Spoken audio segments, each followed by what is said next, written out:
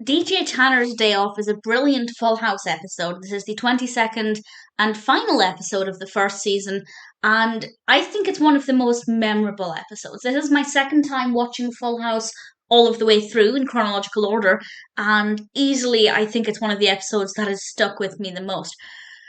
And I think there are a couple of reasons for that. One, Kimmy is in it quite a bit, and Kimmy is awesome. Two, we spend time away from the house, which we haven't done that much of recently, or at all in this first season. It barely happens. So it's quite nice to have a change of location.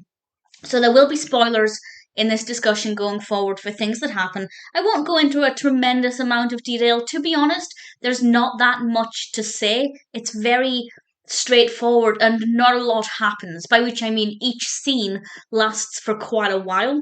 It takes a little while for things to play out, but it never feels slow either. So I think they got the balance quite right of allowing us time to really digest what was happening, to really understand the messages, particularly something Danny says, which I'll talk about in a bit, without ever feeling like it was too slow. So, spoilers from now.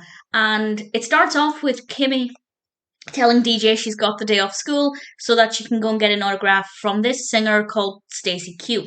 She's played by Stacey Swain. She's in it quite briefly, but I loved her style. I thought she looked awesome. And DJ asks Danny if she can go and get the day off school, and of course Danny says no. However, Danny has to go away for the day to work, and Jesse and Joey are in charge. And DJ manages to trick them. I won't say how she does it, but I have to say she's very resourceful.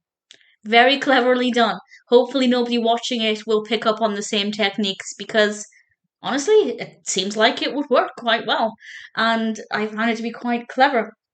And of course, when DJ goes, things don't go according to plan. As I said, there will be spoilers, so I will discuss now what happens. And actually, it could have gone in two directions. Another direction it could have taken was DJ getting the autograph, going home, and then having this guilt gnawing at her and eating away at her, and showing that even if you get away with tricking people, it's going to play on your conscience. And I kind of feel like, on the one hand, that would have been a better message. But certainly what we had was a lot more funny than that, because Joey very kindly takes Michelle down to get an autograph for DJ without knowing she was there, of course. And then Michelle reveals that DJ and Kimmy are there, and Michelle was absolutely adorable, of course. So that's a lot funnier than what I suggested. But I think the guilt aspect could have been a lot more beneficial.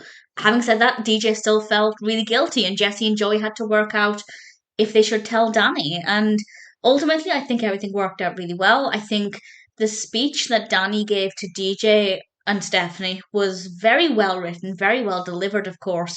And I love the fact that Stephanie was hurt as well. Because when you think about tricking your family, you think of letting the grown ups down. But certainly, I think it's safe to say not many people would think that they'd also be letting their younger siblings down by lying to them. And it goes to show that actually lies can hurt anybody. And it was pretty powerful to see Stephanie all upset and angry and making the get sick card.